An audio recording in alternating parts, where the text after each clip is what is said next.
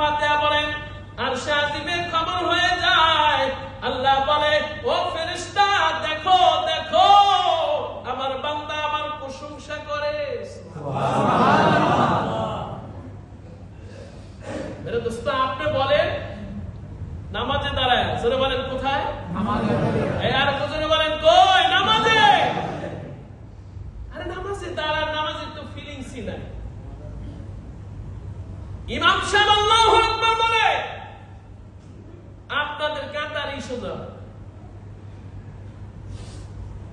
আর এমনও ব্যাকফল আছে মসজিদে আসে, মোবাইল নিজে ব্যবহার করাও জানে না, মসজিদের আদবও বোঝে না।